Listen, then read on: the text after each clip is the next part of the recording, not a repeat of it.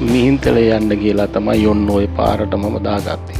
උතන යාපනයේ හන්දියෙන් වගේ තමයි පාරට ආවේ. මේ පාර දිගේ යනකොට මේ මිහින්තලේ මේ දවස්වල මිහින්තලේ තියෙනවනේ පොසොන් උත්සවය. ඉතින් ඒක හින්දා වාහන තදබදය ටිකක් වැඩි. ඔය දාපු බස් එක ළඟ ඒ පැත්තෙනුත් පාරක් තියෙනවා. කෙලින්ම එතකොට මිහින්තලේ යන්න බලාපොරොත්තු වෙන තමයි ඔය මම යන්නේ.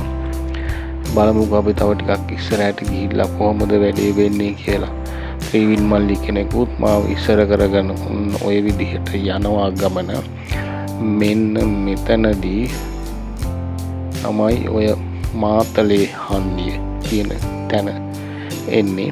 මාතලේ හන්දියත් පහු කරගෙන ටිකක් දුරට ඉස්සරහට යනවා. මෙන්න මෙතනින් එහාට පොඩ්ඩක් ට්‍රැෆික් එක වැඩි ගතියක් තමයි දකින්න තියෙන්නේ. ඔය ලස්සන පොඩි පස්ස කෑල්ලකුත් බස් එකකින් එහා පැත්තට දැම්මේ. දැන් ඉතින් මට යන්න විදියක් නැති තත්ත්වයක් තමයි තියෙන්නේ. බස් එකට හේතු කරනවද නෑ. අන්න ඔතනදී තමයි මට හිතුනේ මේ යන මගුල හරියන්නේ නෑ. යන්න ඕනේ වෙන පාරකින්. මිහින්තලේ යනවා නම් මේ ප්‍රධාන මාර්ගය අනුරාධපුර මිහින්තලේ මාර්ගයේ යන්න ගියපුවම තමයි ඔය දුෂ්කර කටුක අත්දැකීමට මුහුණ දෙන්න ඕනේ. ඒකින්ද මෙන්න මෙතනින් තියෙනවා සාලිය මාවතට දාන්න ඕනේ පාර. ඒ හින්දා අපි සාලිය මාවතෙන් යමු බලන්න. සාලිය මාවතේ නම් කට්ටිය අඩුයි. නමුත් මේ පාරේ ගොඩක් වෙලාවට පොසොන් එක දවසට එනවා. අපි බලමුකෝ තව ටිකක් ඉදිරියට ගිහිල්ලා මේ පාරේ නම් ගොඩක් වෙලාවට ඉන්නවා පොසොන් එක දවසට. ඒත් අද දවස මේ දවල් කාලයේ හින්දා හවස් වෙනකොට තමයි යන්නේ. මෙන්න මේ හරියෙන් වගේ තමයි ට්‍රේන් එක මිහින්තලේ යන්නේ. ඔව් මෙන්න මෙතනින් නෑ මෙතන නෙමෙයි පොට් එක. මේ තියෙන්නේ ඇල මාර්ගයේ. මිහින්තල පුද බිම වඳින්න එන කට්ටිය අනුරාධපුර වෙන කට්ටිය නාන්න යන්නේ මෙන්න මෙතනට. අපි බලමු ඔය නාන්නේ කට්ටිය හොඳට නා ගන්න පුළුවන් නුවර වැවේ වතුර තමයි මේ ඇල මාර්ග වල යන්නේ. කුඹුරු කරන කට්ටියට කුඹුරු වලට වතුර දෙන්න තමයි මේ ඇල මාර්ග පද්ධතිය හදලා තියෙන්නේ. ඉතින් මේ වගේ වන්දනාවේ එන කට්ටියටත් ඇත්තටම හොඳයි. තමන්ගේ ගත වෙහෙස නිවා ගන්න නා ගන්න පුළුවන්. මෙතනින් එහාට පාර නැති හින්දා අපව හරවලා ගන්නවා. බලමු අපව හරවුවා මොකද්ද වැඩේ වෙන්නේ. හරි මෙතන ඇත්තටම මෙතන හොඳයි නාන්න පුළුවන් තැනක්. ගැඹුර නෑ කිඹුල්ලු නෑ. මේ පේනවා නේද මෙතන ජල සෙල්ලම් කරන කට්ටිය. ත්‍රිවිල් එකකුත් තියෙනවා. අපි බලමු එතනින් යන්න පුළුවන්ද කියලා. නංගි ගන්නකො ඔය පාස ටිකක් බයිස්කලේ දාගන්න. හරි රයිට්. මෙන්න මෙතනින් අපි නැවත දකුණට දාගන්නවා. මෙතනින් යනකොට මෙතනදී තමයි යාපනයේ හන්දිය සාලිය මාවතෙන් දාලා මේ කෙරවලට යනකොට පැකල්ඩි එක මට ඔන්න කෝච්චි පාර ඇග්‍රි පැකල්ඩියට යන පාර විදියට තමයි මේක තියෙන්නේ. ඇග්‍රි පැකල්ඩියට ඉස්සරහට තමයි වැටෙන්නේ. අපි යන්නේ හැබැයි පටු පාරක්. සාලිය මාවත කියලා තමයි මම දන්න තරමට මේ පාර හඳුන්වලා තියෙන්නේ. ඉතින් එහෙනම් ඉස්සරහට යන්න. මෙන්න මේ බස් වලට එහා පැත්තෙන් ඇල මාර්ගයක් තියෙනවා. නුවර වැවේ වතුර තමයි යන්නේ. ඒ වලිනුත් නා ගන්න පුළුවන්. ඇත්තටම ගොඩක් අයට මේ වතුර ප්‍රශ්නේ තියෙනවා අනුරාධපුරේ එනකොට.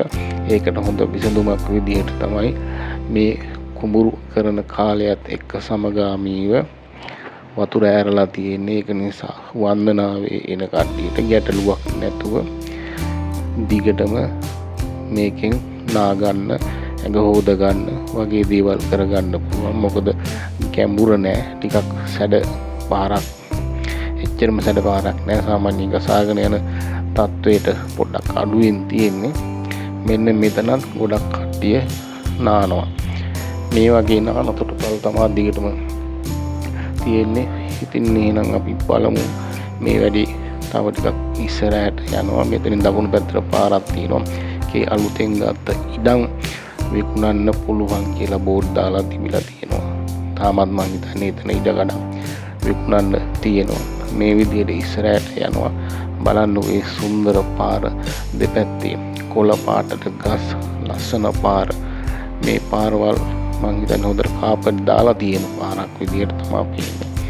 ඉතින් එහෙමනම් අපි තව ටිකක් ඉස්සරහට යන් වීඩියෝ එක නවත්තන්න නැතුව දිගටම යන් ඉදිරියටම අපි කොහොමද වන්දනාවේ ගියේ කියන එක ඔයගොල්ලොන්ට බලා ගන්න පුළුවන් මේ වීඩියෝ එකෙන්. ඉතින් තවත් ඉදිරියට යනකොට තමයි අපිට ප්‍රධාන පාර ඒ කියන්නේ අනුරාධපුර ශ්‍රීපුර පාර හම්බ වෙනවා. ඒ පාරට යනකල් අපි යන් එහෙනම් රයිට් හිමීට වෙගමන. තව සුළු මොහොතක් අපට ඉන්න වෙනවා පාරට යන්න. බලන්න මේ මඟ දෙපස සුන්දරයි. දැකුම් කලුයි බල්ලෝ දෙන්නෙකුත් ඉන්නවා පොඩි පන් එකක් ගන්නවා වගේ. ඒත් එක්කම ඉස්සරහට යන බෞද්ධ කොඩියක් දාලා තියෙනවා. මේ හරිය ඇත්තටම හරි සුන්දරයි වගේම රාත්‍රී කාලයේ නම් පොඩ්ඩක් බයයි. තනියම එහෙම යන්න මේක අවදානම් සහගතයි.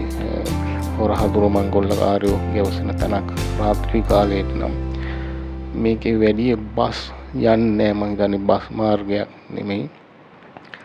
මෙන්න මේ හරියෙන් තමයි ඔය ශ්‍රීපුර අනුරාධපුර ප්‍රධාන පාරට වැටෙන තැන. මේ ඉදිරිපස තමයි රජරට විශ්වවිද්‍යාලයට අයිති කුසිකර්ම පීඨයත් කුසිකර්ම විද්‍යාලය කියන මේ දෙකම පිහිටලා තියෙන මෙතන අපි දා ගන්නවා. එහෙනම් අනුරාධපුරේ පැත්තට නැවතත් අපේ පොසොන් ගමන අනුරාධපුරේ සිරි නරඹන්න අපිත් එක්ක එකතු වෙලා ඉන්න ඔයගොල්ලන්ට හොඳ දේවල්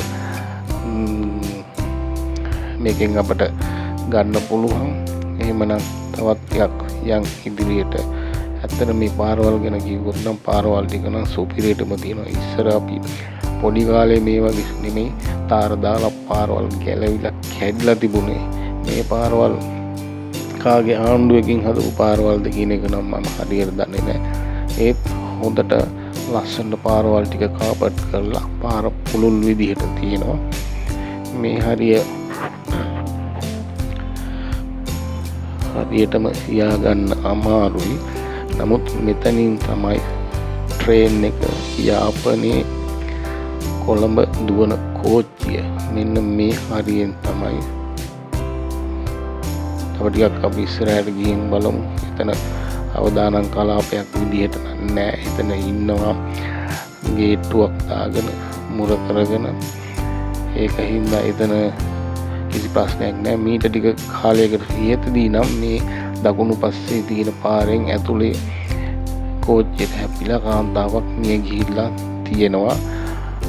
අනවශ්‍ය ලෙස බයික් එකක් ඇතුල් කරන්න ගිහිල්ලා. ඉතින් ඒකෙන් හරි 100න් අවධානයෙන් තමයි මේ ගමන් බිම යන්න ඕනේ. උසොන් කාලෙට නම් ගොඩක් 100න්ම තමයි යන්න ඕනේ. මොකද සෙනඟ වැඩි වුණත් ප්‍රශ්නයක් නෑ. මේ කාන්තාවන්ට දැන් බයිස්කල් දීලා ඩ්‍රයිවිං දීලා ඒ අයත් එක්ක තමයි වැඩේ කරගන්න අමාරු වෙන්නේ. මොකද ඒගොල්ලෝ වමට කියලා දකුණට සිග්නල් දානවා, දකුණට කියලා වමට හරවනවා. එක විකාර. අන්තිමේට ඒකෙන් බැනුම් අහන්න වෙන්නේ අපිට. බලන්න සුන්දර දසුණක් ලස්සනයි. ළමයි ටිකක් එනවා පොසොන් එකට යන්න. අපි ඉතින් තව ටිකක් ඉදිරියට ගිහිල්ලා බලමු මොකද්ද ඉදිරියේදී ඇත්තටම වෙන්නේ කියලා. අම්මගේ පොසොන් ගමන සාර්ථකද අසාර්ථකද මීන්තලේ යන වැඩපිළිවෙලට මොකද්ද උනේ කියලා මේක කියන්න තමයි මම මේ වීඩියෝ එක ගත්තේ. කොහොම හරි කමන්නේ අම්මට මීන්තලා ගමන යන්න බැරි වෙච්ච එකයි මේකෙන් උනේ. මොකද මීන්තලේ යන්න නම් සෙනඟ නැති දවසක් වෙන්න ඕනේ. සෙනඟ අස්සේ තෙරපි යන එක ඇත්තටම ගොඩක් අමාරු දෙයක් වුණා. මේ දැන් අපි පිවිසෙන්නේ ඇත්තට මෙතන හරි ලස්සනයි සුන්දරයි. මේ තමයි යාපනයේ හන්දිය. යාපනයේ හන්දියේදී වම් පැත්තට දැම්මොත් ආයෙත් මීන්තලේට සාන්ඩල්බේ ටවුන් එකට යන්න පුළුවන්. මෙතනදී දකුණු පැත්තට දැම්මොත් අනුරාධපුරේ අපි බලන්න යන චෛත්‍ය සියල්ල දැක ගන්න පුළුවන් වෙන්නේ අටමස්ථාන.